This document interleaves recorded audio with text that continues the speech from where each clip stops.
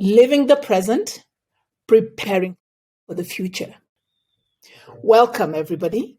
My name is Elizabeth Bukusi, and it's my privilege and honor to chair this session today. I work at the Kenya Medical Research Institute, and I'm also a professor at the University of Washington in the departments of global health and obstetrics and gynecology.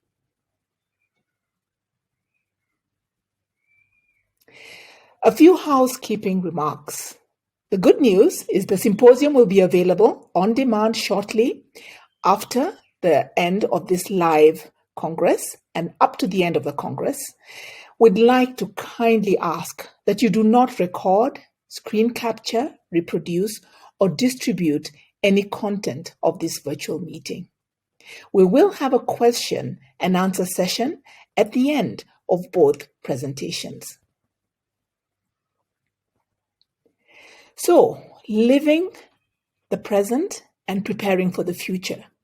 Today, it's my honor and privilege to have two very well-renowned speakers who are going to be talking to us about the gaps and also what we need to do to prepare for the future.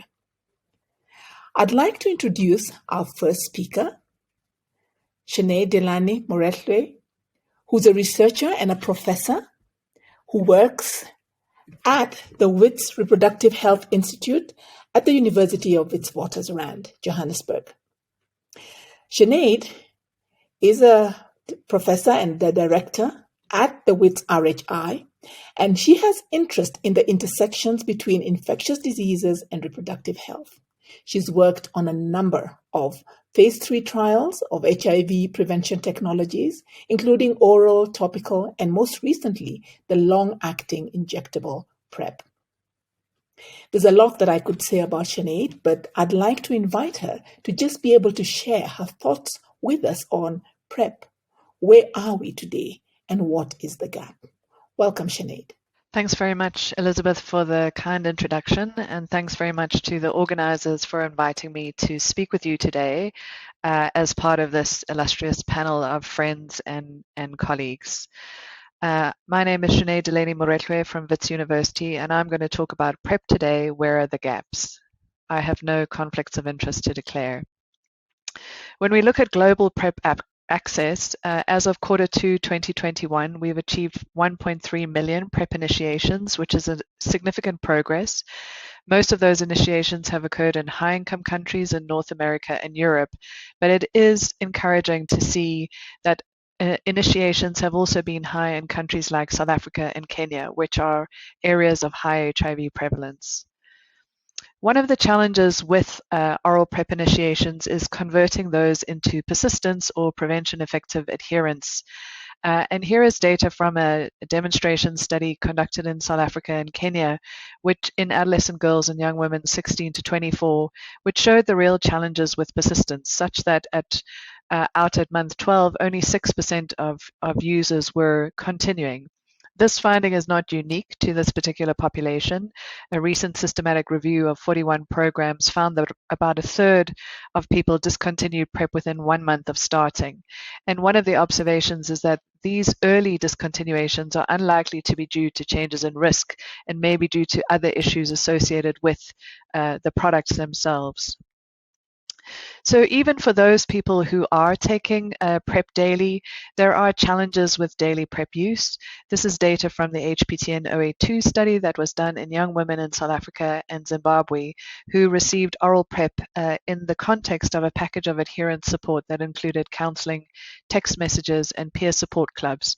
And what you can see is that adherence measured by drug concentrations on DBS declined over time, and that levels associated with HIV protection, so greater than 700 femtomoles per punch, were only detected in about a quarter of those at 3 months and really less than 10% out to 12 months. So there clearly are challenges with oral PrEP use in its current form. So what are some of the reasons for PrEP discontinuation and challenges with adherence?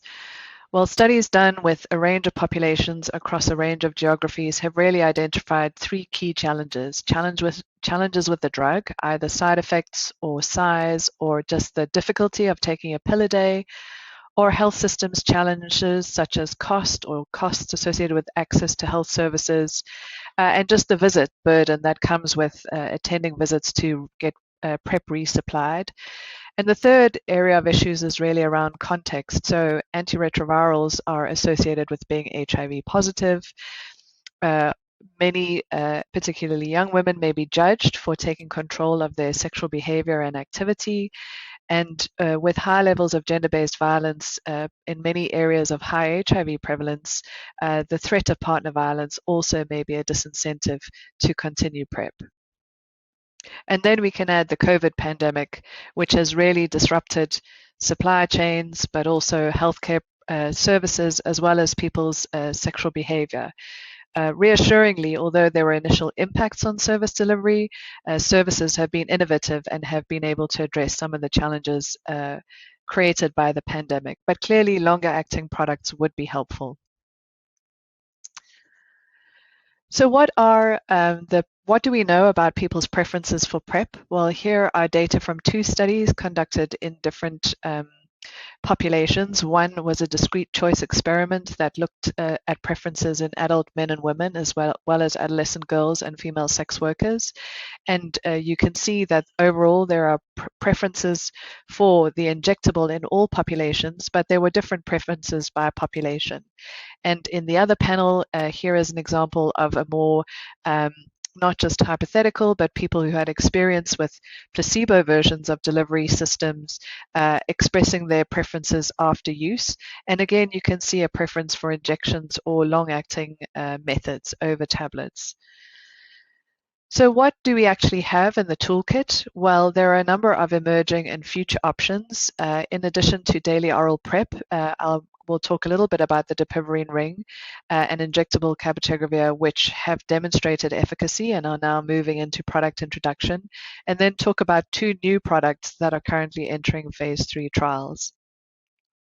So the dapivirine ring is a silicone vaginal ring that was developed by IPM. A woman can insert it monthly, and dapivirine is leached from the ring into the genital tract.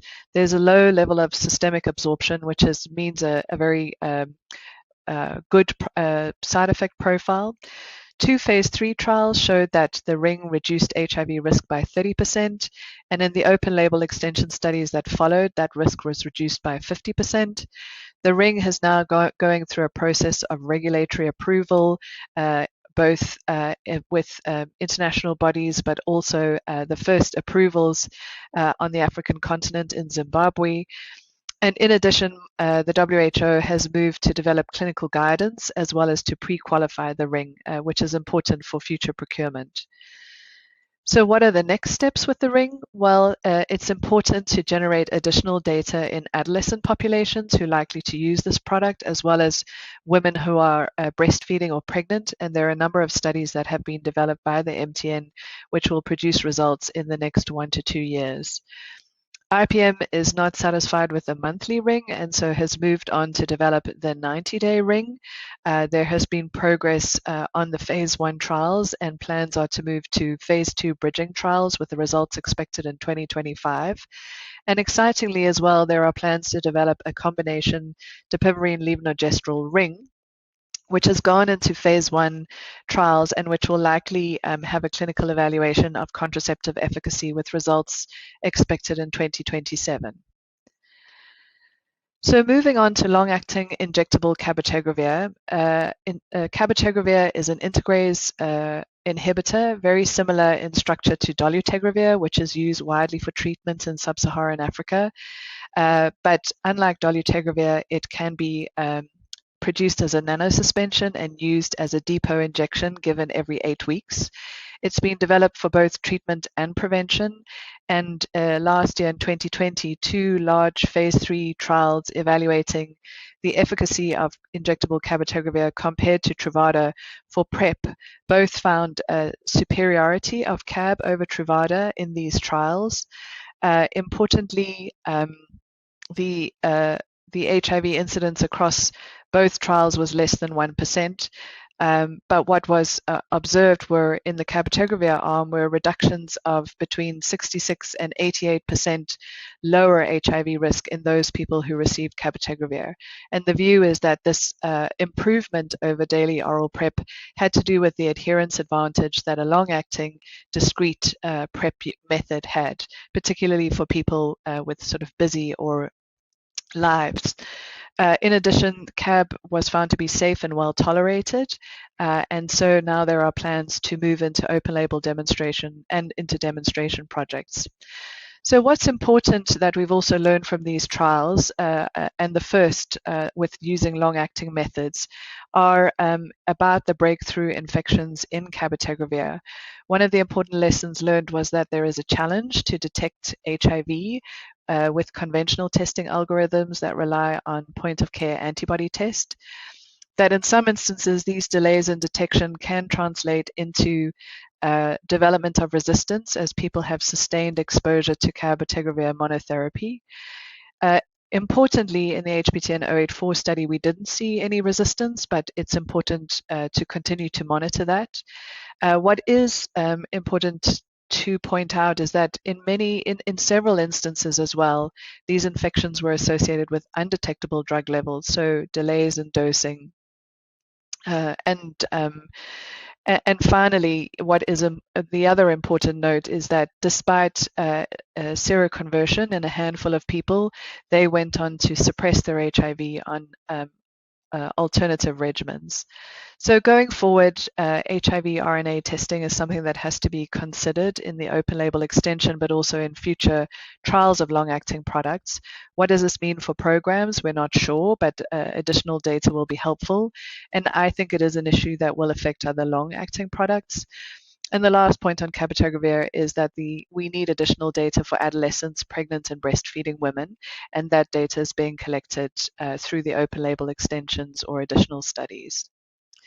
So moving on to future PrEP options, islatravir is a novel nucleoside reverse transcriptase translocation inhibitor, and because of its novel mechanism of action, this leads to a product that is very potent, even at low doses. It has a long half-life, high antiviral efficacy has been observed, and importantly, genital tract concentrations consistent with PBMC concentrations have also been observed, which is important for PrEP. The PK/PD modeling based on non-human primate data and treatment trials has set a threshold, and recent data presented from the phase 2 studies confirmed that these thresholds were met and sustained past 8 weeks past the dose, which is important for PrEP. And in addition, that both doses were well tolerated and safe. So the plan is to move into phase 3 trials, which were launched in this region in 2021. So the other exciting opportunity for islatravir is really to develop it as an implant. This is a polymer-based implant. Phase 1 trials examining 3 doses in an islatravir eluting implant were evaluated. Importantly, these were well tolerated, and the implants met the target thresholds set for drug concentrations consistent with protection for out to 52 weeks. And so these data really are exciting and support the development of this implant further as a once-yearly PrEP option. Finally, lenacapavir is a novel antiretroviral. Its mechanism of action is really focused around capsid disassembly, transport, and assembly.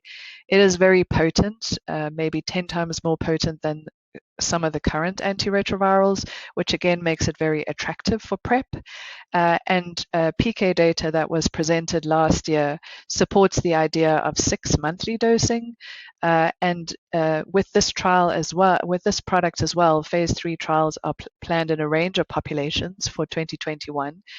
Importantly, in the women's trial, which will be conducted in sub-Saharan Africa, this will include an evaluation of both lenacapavir or FTAF compared to FTDF, because current approvals for FTAF do not include cisgender women.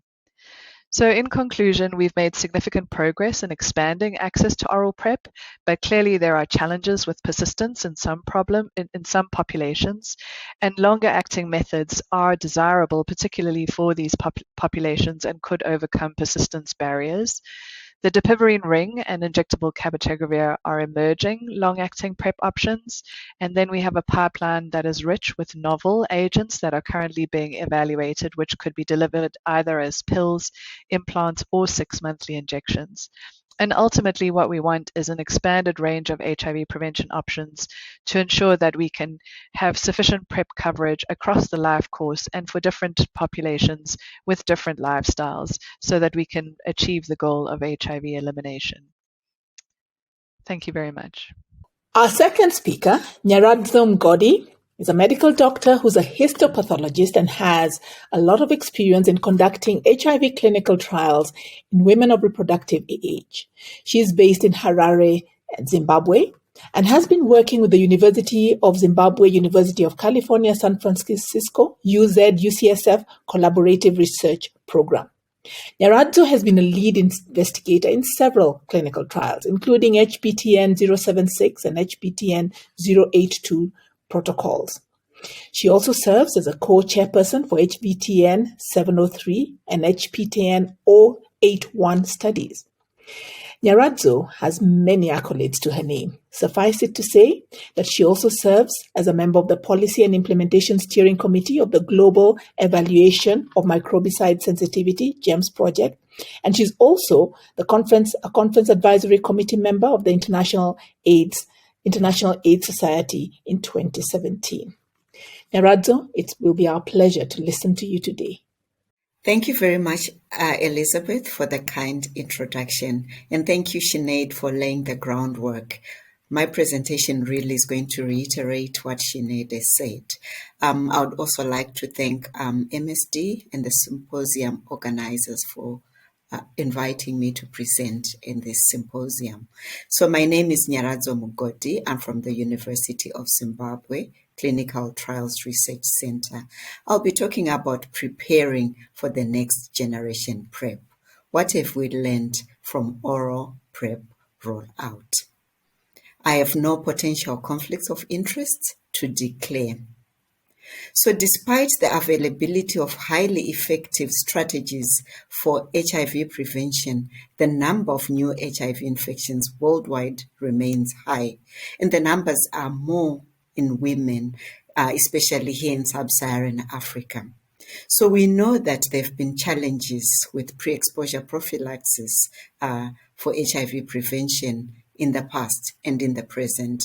But really, I'm happy that even though we have challenges, we also have opportunities for the future.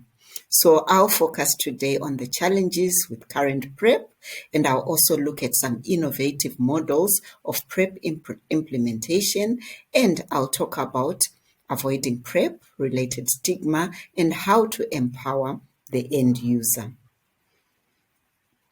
So like I said, the current oral PrEP regimen has fallen short of expectations. New HIV infections continue to soar. So what have been the barriers that we have observed? These barriers and challenges are multi-level. They start on the individual, the drug, interpersonal and community-related barriers, as well as policy, facility, and structural barriers. And all these must be addressed if we are going to be successful with the future PrEP rollout. So starting with the drug-related challenges, really Sinead has touched on this, so I won't spend much time on this. But we know that pill size, pill burden, the rattling pill bottle, the daily dosing, and the cost are among some of the drug-related challenges. Here I've got a few anecdotes from some of our clients. Sometimes I'm traveling.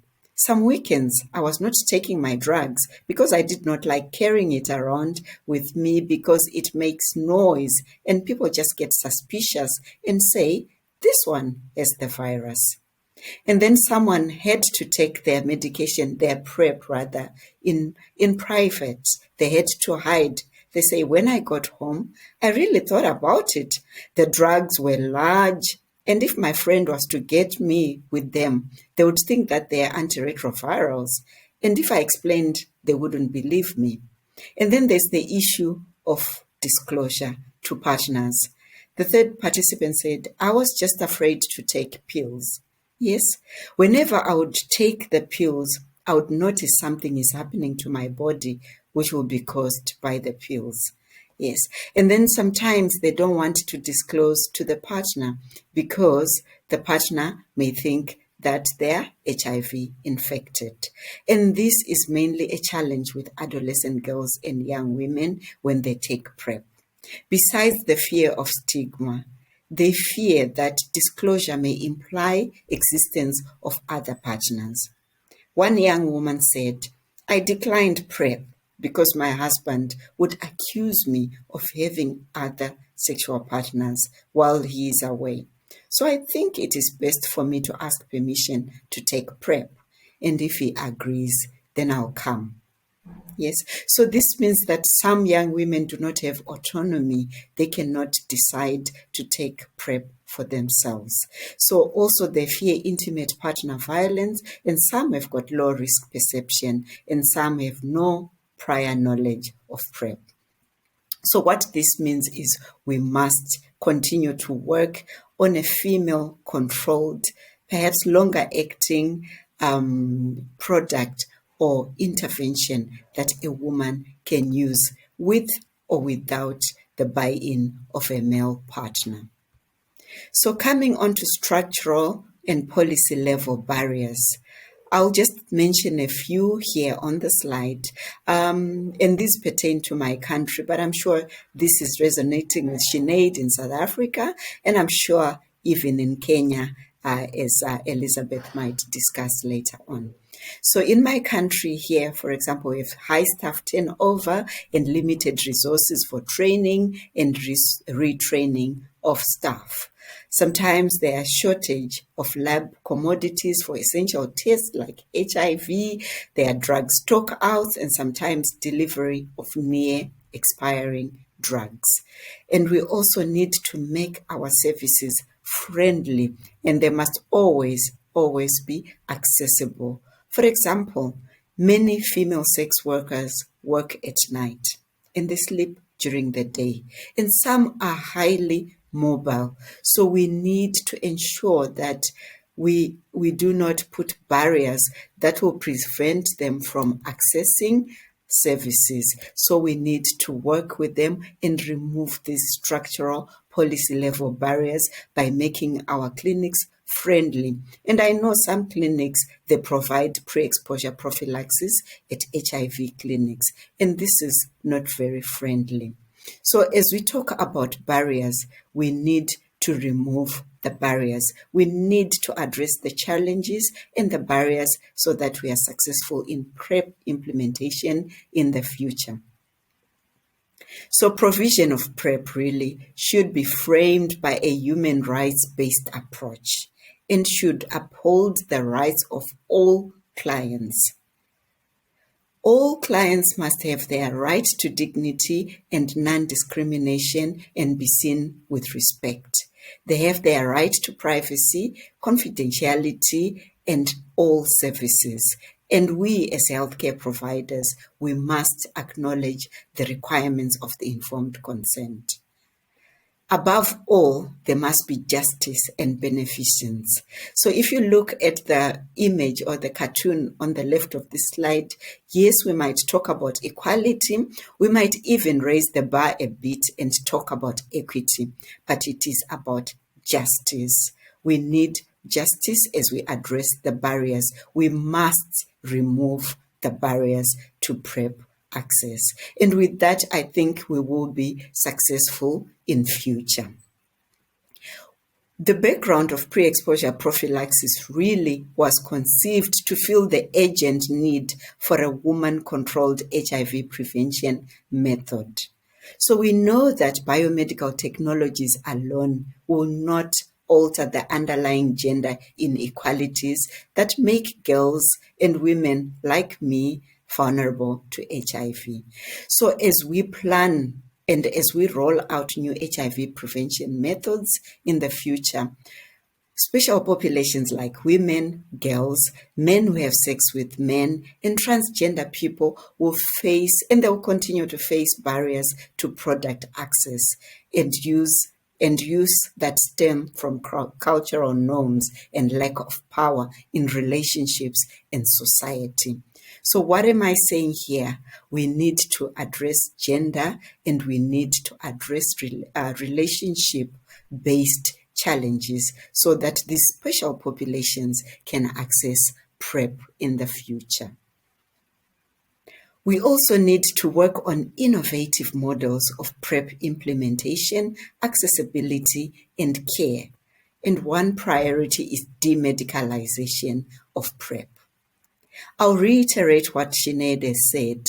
She talked about COVID, so we must address the COVID-19 induced barriers. She talked about continuation rates. We must address those low continuation rates. We must take care of the prohibitive user fees, and we must make sure that our facilities are friendly. And above all, we should do away with low demand generation. So we should create demand as we prepare for rollout of the next generation of PrEP. So I'll talk a bit about innovative models, for example, the V campaign, which is an innovative approach to increasing uptake and adherence of PrEP for women at risk of getting HIV. And this was co-designed with young women using a human-centered design. It asked women, young women, what is it that you want about PrEP? And they said that they want a PrEP experience that is young, that is vibrant, and most of all, that is empowering. And they said, we don't want to be told, don't get HIV, but rather we want to be told, empower yourself. So with this innovative model, there are 4 pillars: create demand, prepare for PrEP, initiation, and continuation. And with this, I am sure will be highly successful in the future. This slide is just showing various images from V Campaign Zimbabwe, where we see that the posters are in vernacular, and here we see that PrEP is being dispensed in nice, chic, pink bottles, which the young women said they want.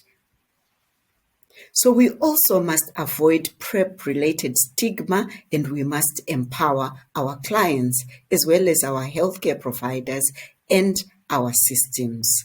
Yes, we need to enable and empower individuals to have an informed choice of HIV prevention. We need to address myths and misconceptions of PrEP, and we need to position PrEP taglines and to choose hope and empowerment over fear and risk. So we want women to say, what? No more HIV? I'm empowered. Yes, and we need to capacitate our healthcare providers and address side effects among some of the many challenges that I've talked about. We also need to engage in meaningful conversations. We need to ensure that target populations and communities are meaningfully involved in developing PrEP policies, guidelines, and implementation plans. We need to work with many groups like women's advocates groups, women leaders, youth, adolescents, you name it. We need to target members of specific target populations for PrEP. Communities where PrEP is being rolled out should and must always be involved. Meaningful participation empowers these groups and increases the likelihood that PrEP programs are effective and truly meet the needs of target populations. And we must involve the end user as a co-designer or co-implementer of these PrEP programs. And we must also work on demand creation. There are many different approaches to creating demand for PrEP, and they vary by level of engagement and population. These might be provider level, system or facility level, or coming down to the client and their client's community level. So there are many different approaches, like I said. For example, in Zimbabwe, training is a key component of the overall national rollout for PrEP. Providers are given guidelines on PrEP, and those in select regions, they receive training on how to answer questions and prescribe PrEP as the country introduces PrEP at more facilities over time.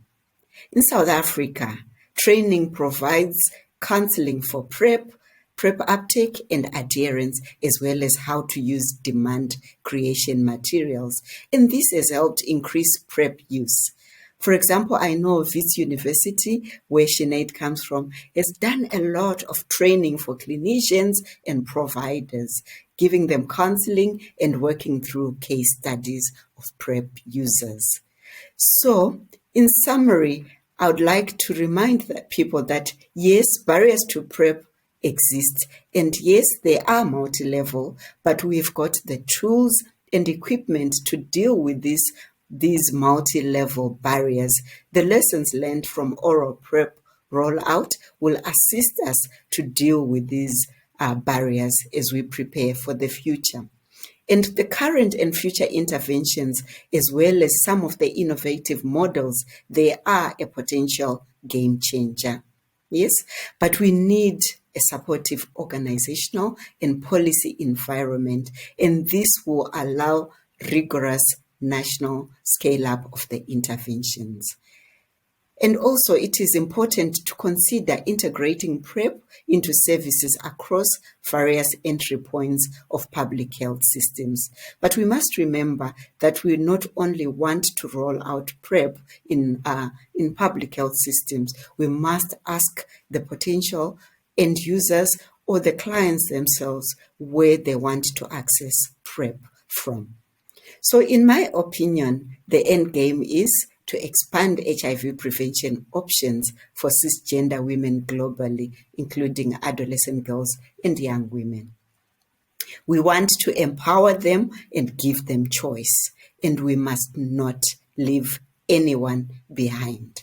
And as Sinead said, we need to prioritize other novel drug delivery systems so that each and every woman will have a product of a choice, and that we won't get any new HIV infection in women. So with that, I hope that we will have more successes in the future, and with that, the number of new HIV infections will start dramatically falling. So with that, I would like to thank my colleagues who are listed here on the slide, who assisted with this PowerPoint presentation. I thank you very much for listening.